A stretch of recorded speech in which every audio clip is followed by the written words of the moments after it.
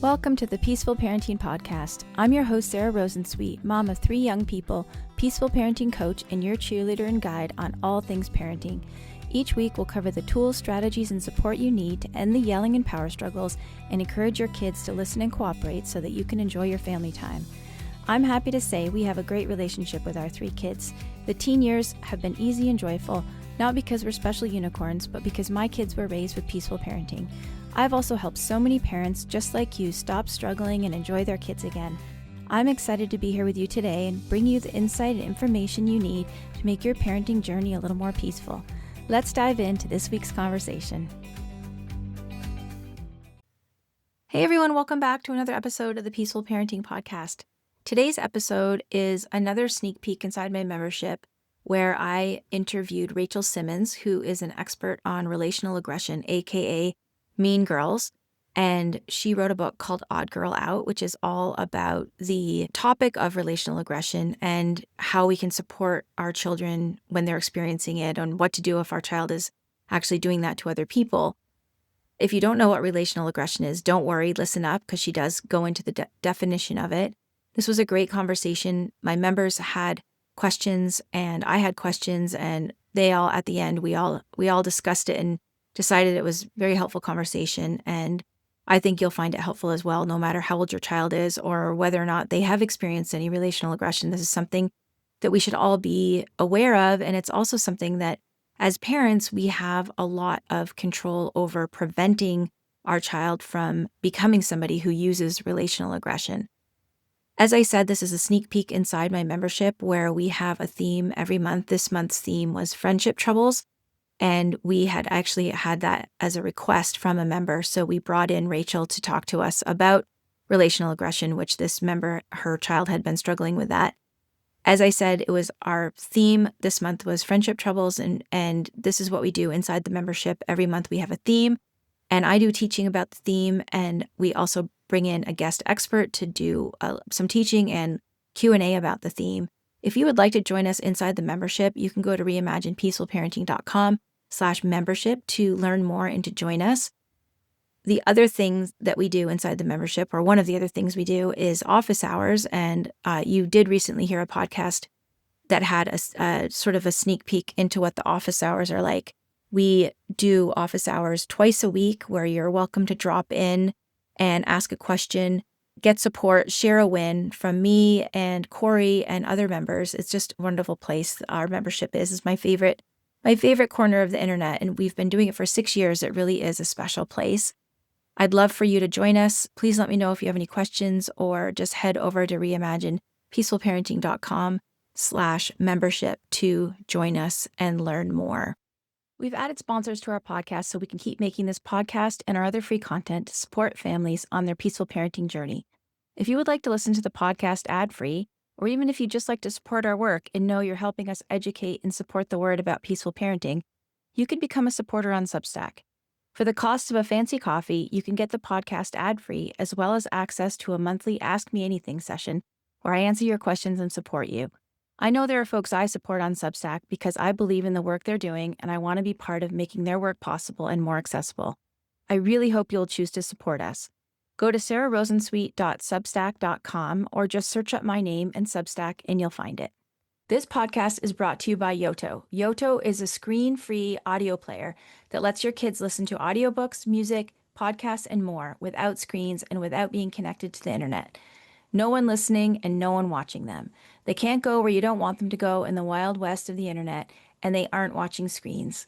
But they are being entertained or kept company with audio that you can buy from Yoto or create yourself on one of their blank cards.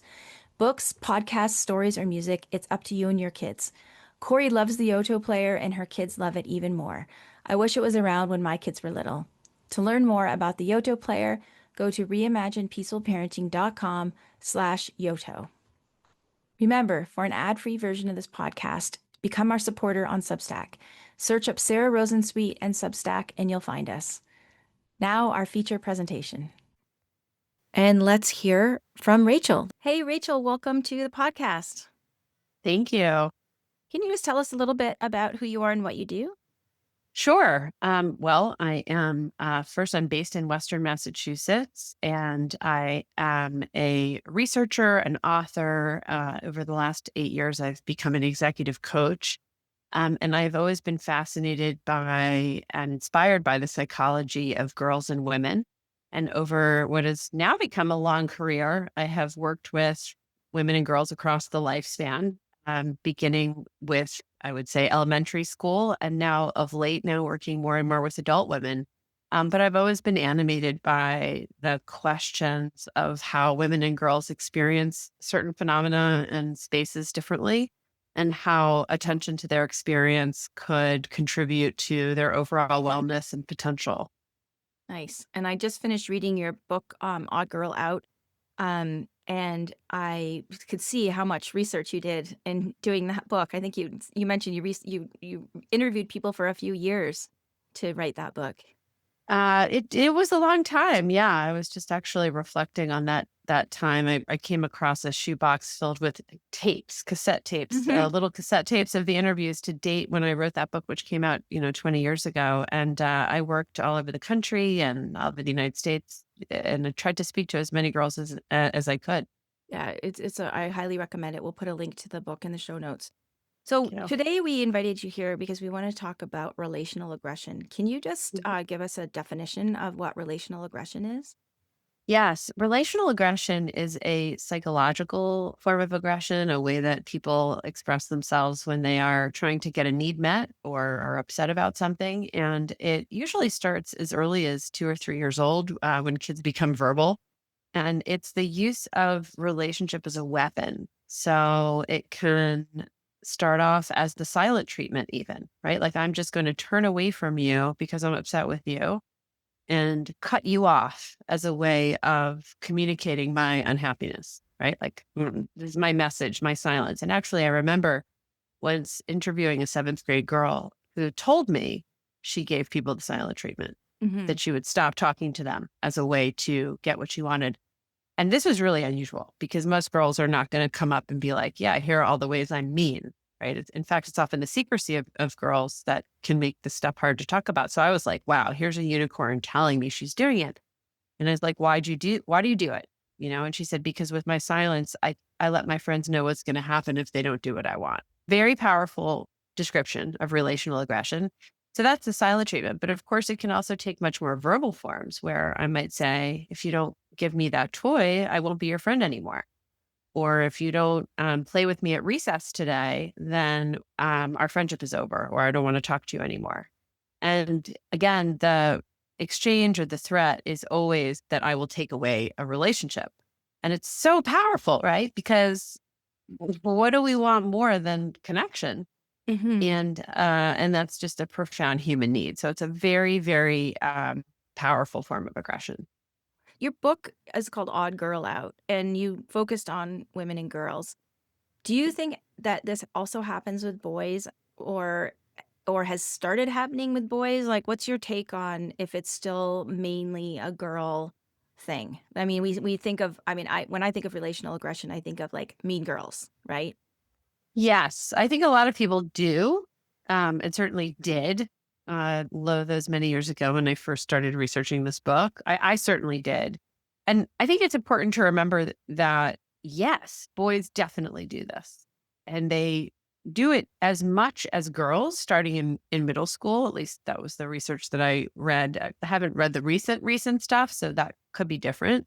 When I was doing this work way back, we know there was nobody writing about boys doing this. There was almost no research on it. And so I kind of assumed, frankly, because of my own experience and what I saw with my own eyes, which was boys being much more direct and girls being indirect, that it was just a girl thing.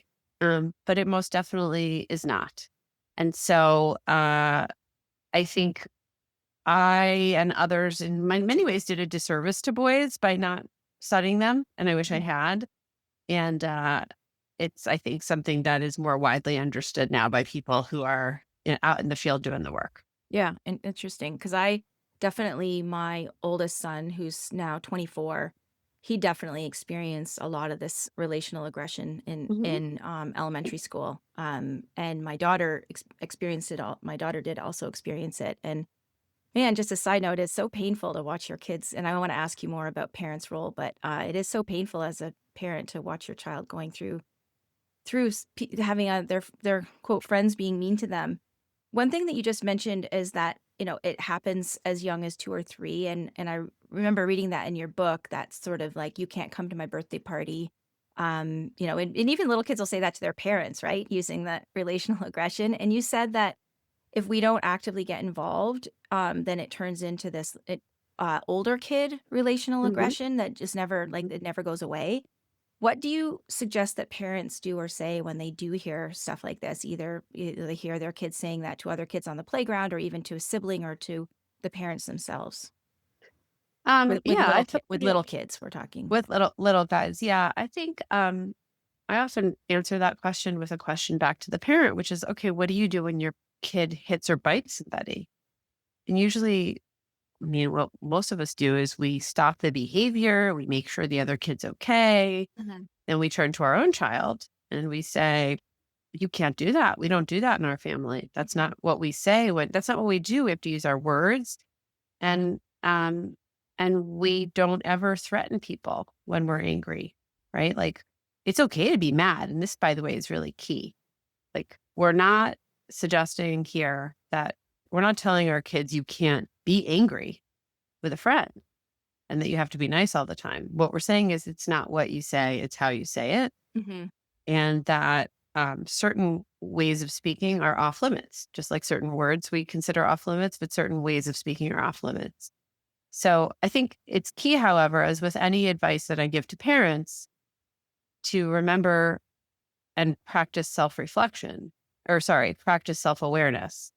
Because if you're the kind of person as a parent who goes quiet when you're upset or who withdraws as a way of kind of getting back at somebody or expressing yourself, whatever, that's probably where your kid's picking it up, or Right. one place where they're picking it up, and they're not unaware that that's what you do. And so I think it's not that different from today's parents being like, with older kids, "Hey, get off your phone." And your kid's like, "Well, you're on your phone all the time." Mhm. Mhm. So I know you're well aware of this, but modeling is key.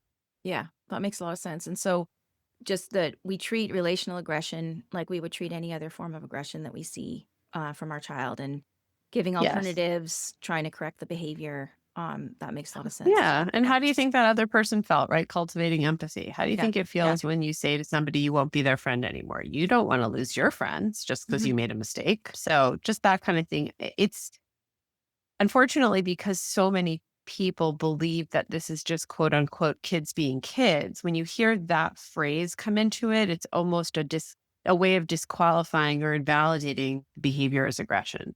So Right. we want to be really careful not to write it off, not to trivialize. Oh, that's just how kids are.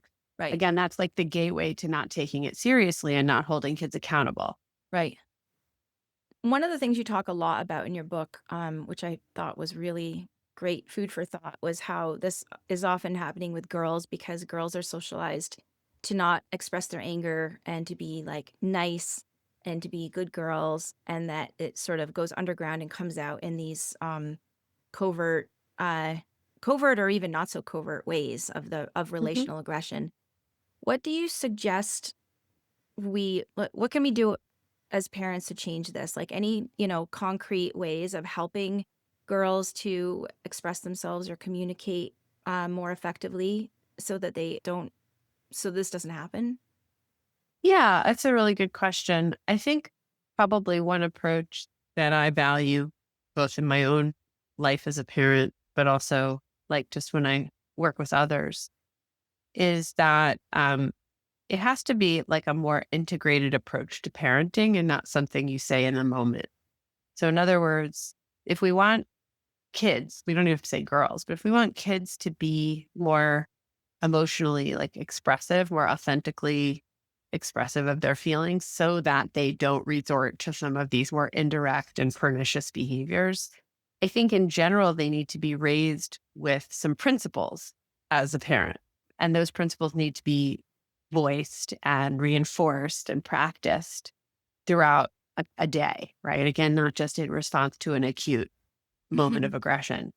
And I think those principles are, so I always started saying one of them, like, it's not what you say, it's how you say it, right? Like, all feelings are welcome, but not all behaviors are welcome.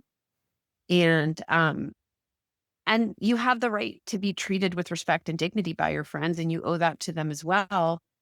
And not even your friends, I should say, just your peers, right? Like everyone has you don't have to be friends with everyone, but you do need to treat them with respect.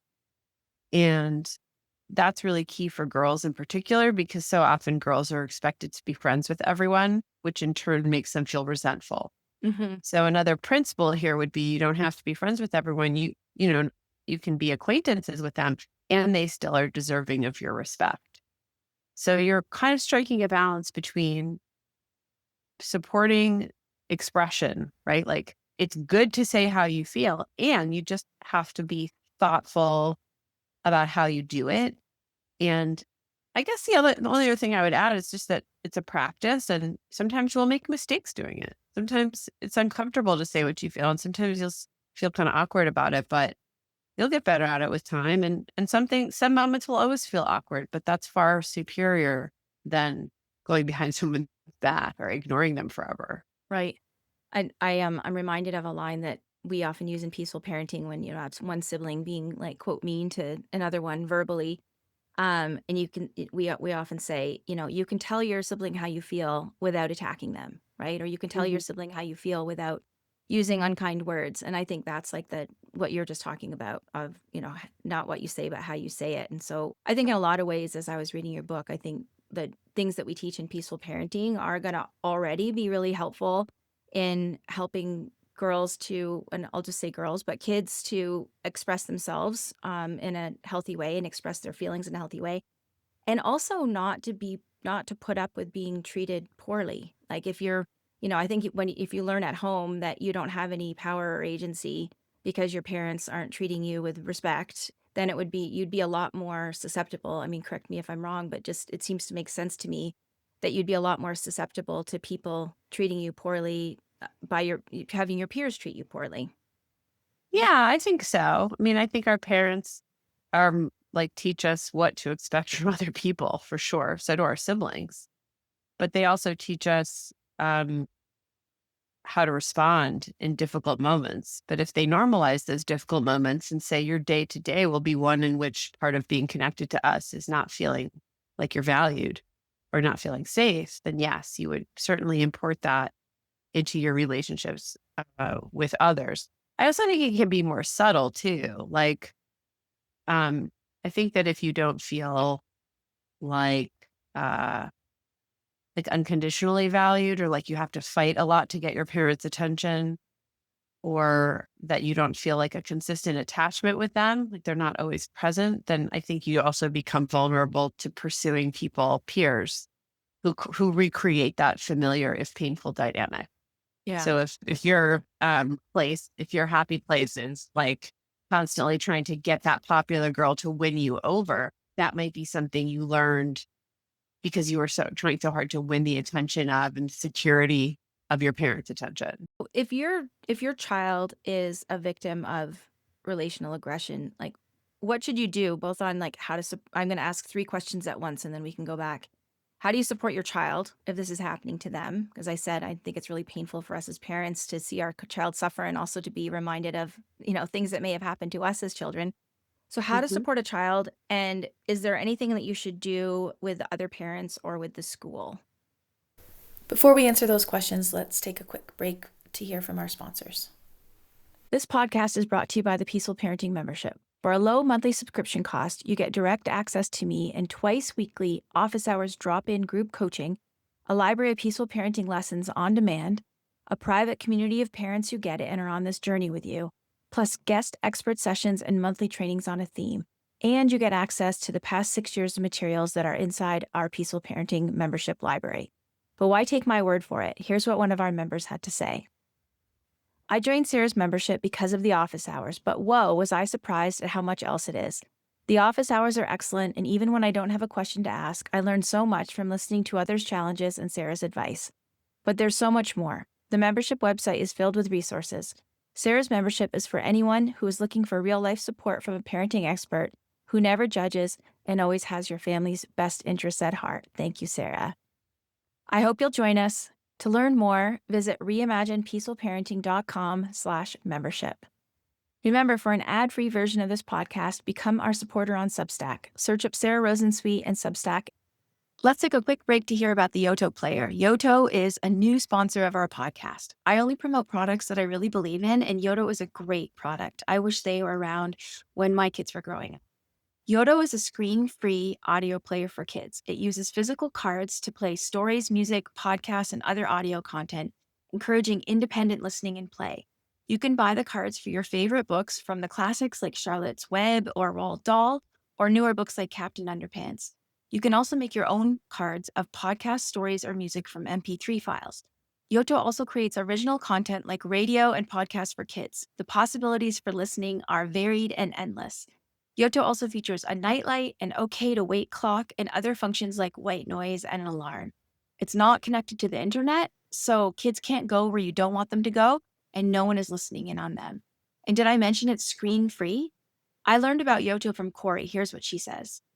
The Yoto Player is by far my favorite parenting tool that I've ever purchased, and I recommend it to everyone who has kids. They're an amazing screen-free audiobook player that have been an absolute lifesaver for teaching my kids to play independently. Both my kids carried their Yoto players around the house, listening to books while drawing, doing Lego, and even relaxing in their rooms before bed. We also take Yoto players everywhere with us, short or long car trips, sporting events, restaurants, and even doctor's appointments. On a recent vacation, their Yoto players got them through an 8-hour drive and were used every evening in our hotel to help my kids relax after very busy days.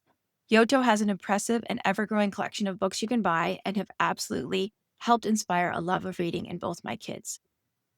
Thanks for the first-hand recommendation, Corey. And I also just want to highlight that you don't have to buy their books. You can buy blank cards and record your own content. To learn more, visit reimaginepeacefulparenting.com/Yoto. That's reimaginepeacefulparenting.com/Yoto, YOTO. I hope you check them out, and I'm just so happy to have them on as a sponsor for the podcast. Let's get back to the podcast. So how to Mhm. support a child, and is there anything that you should do with the other parents or with the school? Yeah, all great questions. So, how to support your child when they go through something like this, and I think you're also calling out the fact that it can be really triggering to us as parents. This is a big question. This first one, and let's just start with that empathy really matters. And I know some people are like, "Yeah, duh, empathy, of course." I have found in my work, and I would add in my life as a parent, that we are, as parents, we are wired to help and to fix. We're not wired to empathize. Like, that's how we've kept our human species alive, is by fixing and protecting and helping, not by empathizing. So I think the natural response, instinct when we see our child that is in distress, is to just jump in and try to figure it out. It's called the And writing instinct, I think. the writing instinct. Writing Okay, instinct, cool. like to put them upright again, like they're like, Oh, the writing instinct. Oh, yeah, thank you. I yeah. didn't know that. That's helpful. Yeah. All right. So I think we have to override that and remember that really what a child needs is some understanding that what they're going through is normal, if not incredibly hard. If incredibly hard, but like and that their feelings are normal, that they need to understand they're not alone. So to say, like, God, you must feel like really freaked out or really hurt or sad. You also might have a kid who's like, no, I'm fine, right? Like, not every kid's gonna be like, yes, that's what I feel. So I'm not saying you say it because you're gonna get a great reaction. It's like, thanks for empathizing, mom. Like, no, but you can name the feeling and just be like, wow, if I were you, I would feel the same way, or gosh, that's really hard. Because I think the feelings are really scary. And I think kids fundamentally want to know, even if they can't articulate this, that it's okay to feel how they feel, that they're not alone, that it's normal. And then after that, I think, you know, again, you kind of have to try to override the fixing instinct as much as you can. And the reason why is because these moments, unless your child is in some kind of acute distress, these moments are actually opportunities for them to start developing some problem solving skills. They are going to experience social aggression. That's inevitable. If they don't, then they're probably not really connected to other people. So this is a question of when, not if. And so really the opportunity here is to ask your child, okay, so this is going on. Tell me one way that you could respond. Like, what's something you could do to respond? Now, what are we doing when we ask this question?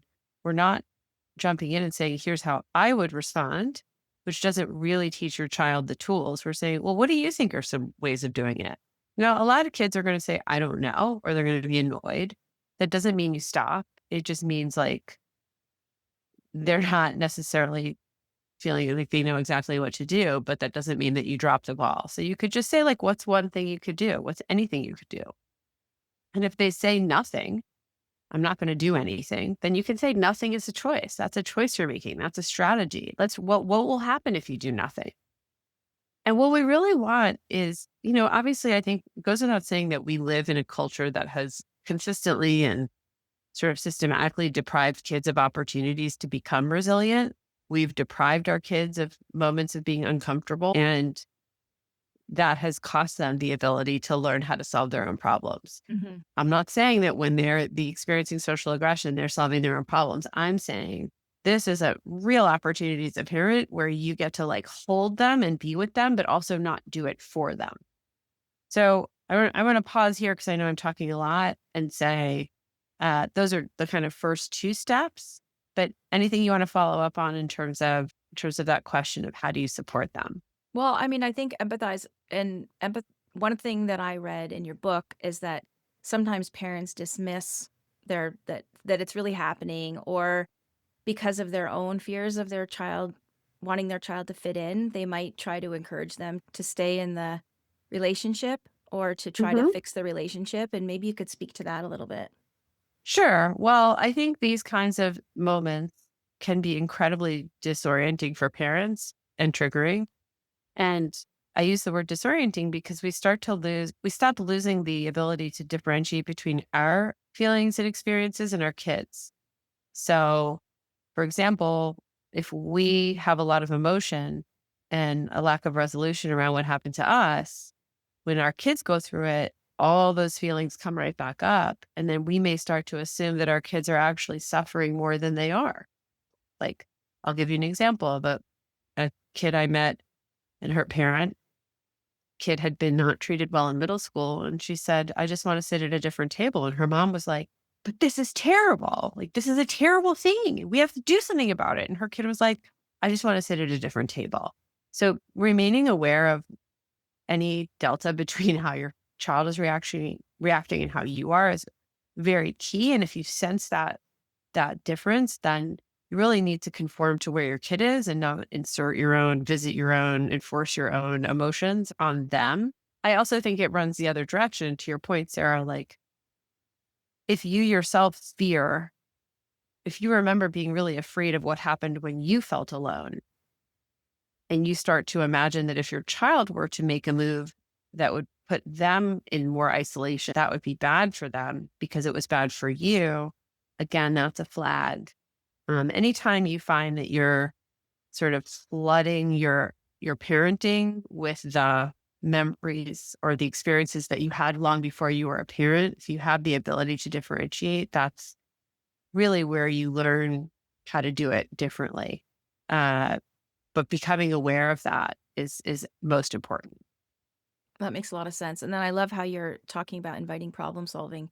What do you want to do? What do you, because often we come in with this, well, this is what you march back in there on Monday and you Yeah. do this or say this. But as you said, that doesn't allow them to develop any skills. And you know, where's the space for encouraging, because I know that I went through this with my daughter with some mean girls in our community and at her school. And I just wanted to say, like, just make friends with different kids. Like, why do you keep trying to be friends with these same kids that are not being nice to you? Like, where's the space for that? And what do you do? And that actually is a question that one of our members sent in, is what should we do anything at all if our child still wants to be friends with the kids that haven't been kind to them or who have been like relationally aggressive with them? Yeah, it's such a great question. And it's one that many, many parents hold because it is certainly a thing, a phenomenon where, you keep going back to um, the person who has hurt you. And girls can be very like inconsistent or like all over the place. Like one day we're really good friends. The next day you don't want to sit with me at lunch. 3 days later, you invite me to your house for a sleepover, right? You kick me out, you take me in. Comes a point in a kid's life where they're old enough to make their own decisions. They're going to school, they're going to hang out with whoever they want. And I'm most interested in supporting the parents who actually can't control who their kid hangs out with. Because if it were as easy as just saying, well, you can't go over to their house anymore, then that would be fine. But it's not, right? Because the kid's going to make their own social choices when they're out and about. So I think the answer is that this is always relationships are a classroom. Relationships are a place where we learn all kinds of life skills, including how to say what we want, how to compromise, how to forgive, and how to end a relationship. I think that while it is incredibly frustrating and stressful for a parent to watch their child return to an aggressor, trying to remain as much of a guide as you can to your child rather than like bringing down the hammer is key. So, in other words, one strategy I've suggested, which is not maybe for everyone, but it's kind of like think about a friend that you've had in your life as an adult who kind of keeps going back to somebody who isn't good to them, right? Like you remember like they were in a relationship with a crappy person who just kept, and you're like, what are you doing with that person? Why are you dating them? Hmm. And you probably weren't like yelling at them or being like, you better stop dating them or I'm not, you're sending you to your room or I'm not going to be your friend anymore. Like you had to stick with them as they figured it out. And you knew they were learning and you hoped they would learn. There's a bit of like taking that. Your kid is not your friend. Your kid is much more triggering than your friend, but they're actually in a very similar learning experience to your friend who's dating somebody that everyone knows isn't right for them. And so as a parent, you want to stay connected and you want to say, okay, so what's your takeaway from what just happened? What are you learning about this person and how they're treating you? And you're going to say it 100 times before maybe some neuron fires next week or next year. And they're like, oh, I get it. Yeah. They need to keep hearing from you. Like they need to keep hearing that this isn't a good person. Like this person's not good to you. This person isn't like have the values that our friends have. Yeah, that happened with my daughter with a best friend from birth to I think it was around age 8 when things started shifting and the girl started being like pretty mean to my daughter, and it took her 4 years until she finally made the decision on her own. One thing happened and it finally like cracked it open for her, and she just said, "I don't think girl X and I are best friends anymore." And she cried for about 3 hours, and she went Mhm. through maybe a month or 2 months of grieving that friendship. But that was kind of like it had been like the straw that broke the camel's back, where she finally Yeah. saw everything in the true light. Do you know what I mean? And Mhm. Yeah. but it was so hard for those 4 years to watch her keep going back and trying and, giving her the benefit of the doubt, and anyhow, it was rough. It was rough. And did you think what do you think she learned from that? Well, I think she learned to look other places for friends, and I think she learned how she wanted to be treated. So we've talked about how to support your child who's going through this. Is there anything you recommend doing with the other child's parents or with the school to support your child? Yeah, I mean, I think it depends on their age, right? So are we talking about like this specific age group for this? Well, let's say tweens. Okay. I think it depends, right? So let's first start with the parents, the other parents. I think it's important to remember that if you call another kid's parents without clearing it with your own kid first, you just never know what those other parents are going to disclose to their own child. Like if you don't know these parents well and you have no idea whether or not they'd go to their kid and be like, guess who called me today? Right. Like you just need to, as much as possible, have some communication with your own child about reaching out to another parent, especially if you don't know that parent and you don't have a prior relationship with them. Because I understand the intention is to help when you call another parent. You just can't control what that parent does with the words that you give them and how that can come to affect your own child. So you have to be very careful. Now, does that mean that you always have to have the permission of your child to reach out to another parent? No, it doesn't. There are, of course, times where you'll just do that because you know that's your job.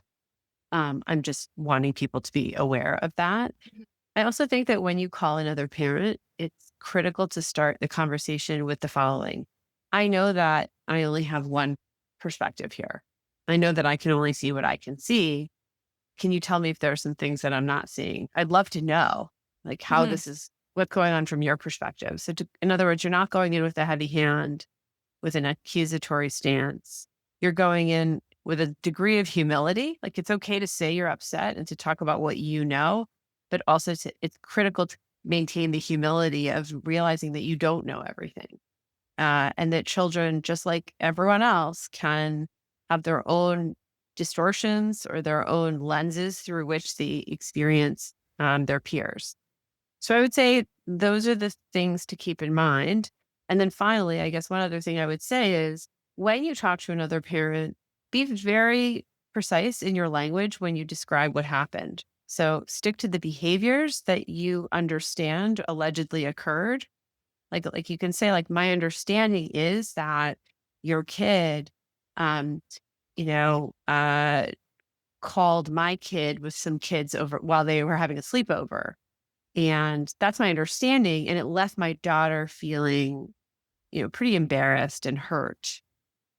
Can you tell me more about what you know? So you're not saying, "Your kid did this and really messed up my kid, and how could they do that?" Like, you're not it's like, "Here are the behaviors that I understand to have occurred, and here was the impact on my child," which are 2 things that you kind of can control knowing Mhm. without, like, accusing.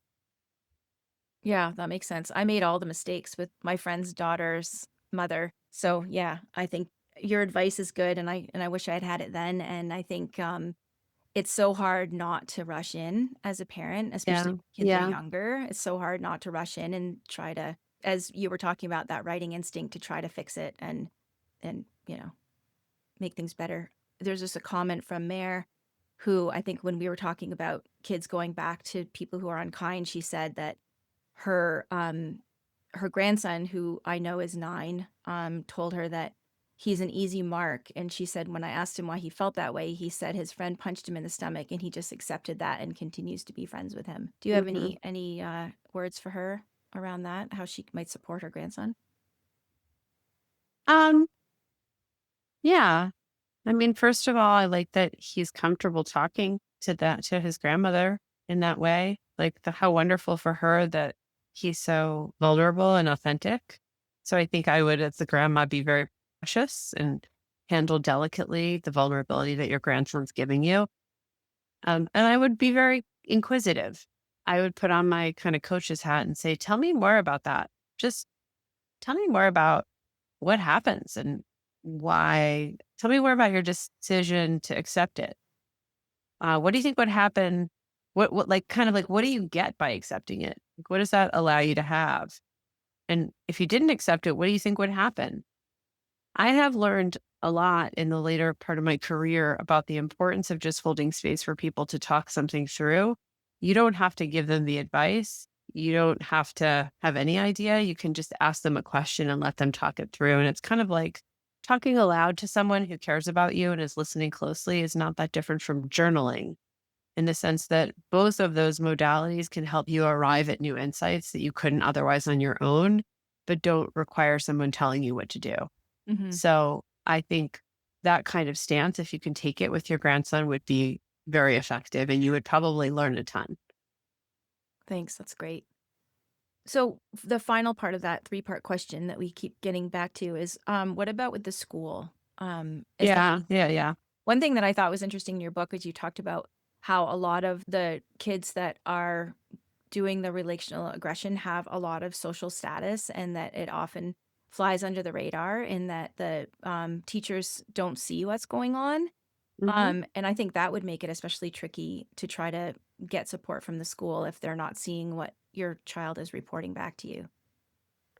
Yes, it does make it tricky. And, psychological aggression is just that, it's psychological. So unless you are listening, you would miss it. And it's also the case that, like Eddie, I'll date myself, but like Eddie Haskell on Leave It to Beaver, when the adult shows up, a lot of the most aggressive kids turn into very likable, charming, dynamic kids. They know how to work the adults in the room. So this is why even some of the most devoted, skilled teachers who really want to catch this stuff still say to me, like, why don't I see it? I'm trying so hard to see it. So that does make it hard. And I say that because it makes it particularly hard for a school to respond if they're like, we don't see it. We're not seeing it. So when you talk to the school, I think it's important to keep that in mind, like that stuff might not be visible. I also think it's important to practice that same humility because often the school does see or they have awareness of what the different sides are or what the different aspects of the story are. So schools are also filled with human beings that are tired, and if they get a two-page single-space email from a parent at 11:30 at night with a call the next morning that says, "Why haven't you responded to my email?" They're not like super psyched to work with you as a parent. So, like treating people like they're quote unquote customer service reps and that they're here to serve you, especially if you pay tuition. Like, I understand why that happens. I also know that you're going to catch a lot more um, is it flies with Catch honey? more flies with Um, honey than with vinegar. yeah, I couldn't remember what the insect was, but I think you catch more flies with honey.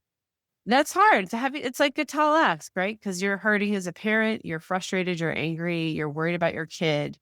But it is a really complex situation. I guess another couple ways to approach this are like, to figure out if your school does have some type of either anti-bullying policy or just a behavior policy that acknowledges some of these more indirect forms of aggression.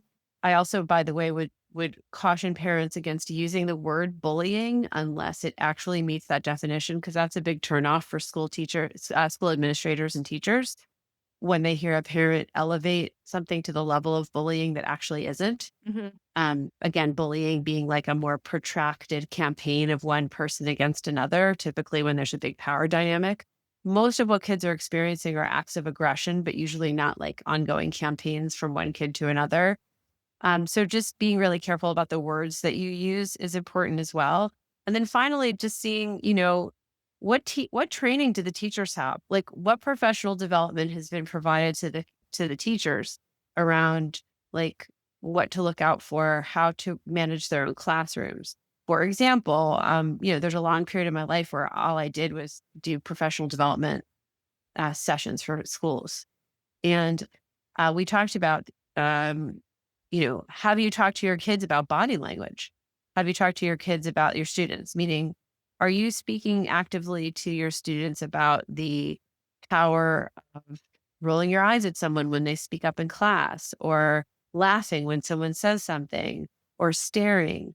Those are behaviors, even though they're not, they're silent behaviors, but they send their own messages. Um, Many teachers are not having that conversation with their kids, at their students. And that's the kind of stuff that I think makes a difference in communicating expectation. Mhm. Someone is on the call just to ask a question that I think is related to that. Uh, she's curious what you have to say about shame being used by girls as a form of aggression, especially middle schoolers. That's interesting. When you say shame, meaning like trying to shame the target in some way for I think something that's that what they've she done. yeah, she says, yeah. Yeah. Yeah. Like rolling your eyes at somebody, when they do something or that to me would make somebody feel a sense of shame. And she also just gave a specific example that her daughter was shamed for talking to boys. Yeah. So I think that there's quite a bit of shame that actually both boys and girls are experience. Um, so sorry, I'm reading the comments too. So my daughter was shamed for talking to boys who would come to their lunch table, and was asked to sit at a different lunch table. Yeah, I mean, I wonder if that's also about like shaming for, breaking some unwritten code about we don't talk to boys, right? Right. Which can also be rooted in cultural expectations around girls, like meaning, oh, you're such a slut if you talk to boys, or like we don't, right? And so there's a way in which girls can police each other and shame each other by channeling messages from the culture that they've learned. So what I think about that, or what I have to say about that, is that I think girls do become agents of the culture and of patriarchal culture, right? That says you're not supposed to talk to boys because that means you must be sexual with them, or we just don't like those people, so we're going to Mhm. punish you for doing that. I mean, boys will visit that on each other as well when they're vulnerable, show feelings, all kinds of things. So what do I have to say? What I have to say about that is that to support a girl who's going through that, if we think about the definition of shame, it is to feel like you are a bad person, that you at your core identity are defective. And the difference between shame and guilt is when you feel shame, it's about you. When you feel guilt, it's about feeling regret for the thing that you did. And so, we're all very vulnerable to shame, but I think tween girls are particularly so. Because they're both able to understand what adults are saying, but are still in a very self-focused moment in their development. Mhm. And so that's a pretty toxic brew. It means that you can easily take on shame without fully understanding what's being said to you.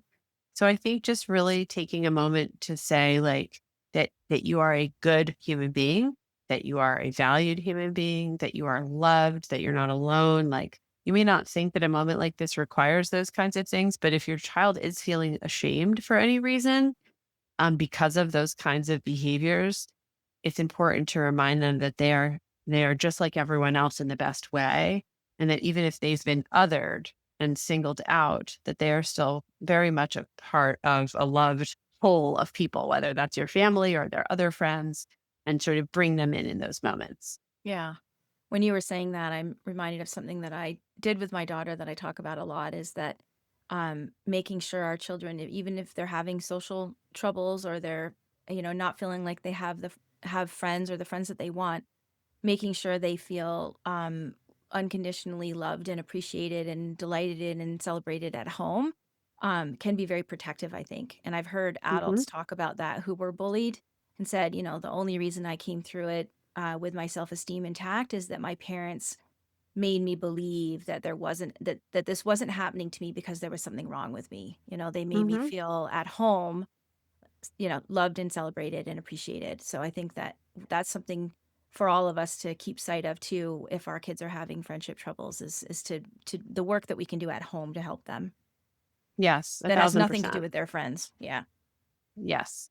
Yeah. Okay, two more questions before we let you go. A question from a member who couldn't be on the call is any advice for making future friends once they've gone through a mean relationship? So this person's child is on the other side of a difficult elementary school relationships, starting middle school at a new school, and is finding it. And maybe she's got a little maybe she's a little hesitant about making new friends after what she's gone through. So any advice about that for this parent? I think you validate it, like you validate the hesitation, and you also say that it can help to sort of be like, hey, like, do you notice how many people date and break up and then start dating new people, right? Or people get divorced and break up and then marry new people. Friendships are the same thing. Like, we're not meant to have one best friend forever. That's a myth. Like, people get people lose friends, and they also cut loose people that they might not be, and maybe your own daughter has been through that. But I think to just remind her that we're constantly regenerating new connections, and it's okay to feel a little bit or apprehensive, and to say, okay, well, what would make you feel more comfortable in making new friends so that you didn't feel like you were exposing yourself too much. So again, always staying curious, inquisitive with your kids, not assuming that you know what's right always because you're the parent, but asking what would you need to be true in order for you to be comfortable, making this new friendship. Maybe it's that she's not comfortable, socializing one-on-one outside of school for a long time and wants to play it more at school. That's okay. So I think just being flexible and kind of just flexing to where your child is while also holding the line about the importance of continuing to connect will be important. Love that. My final question to you is one I ask all of my podcast guests, and you can answer this in any context, not just what we were talking about today.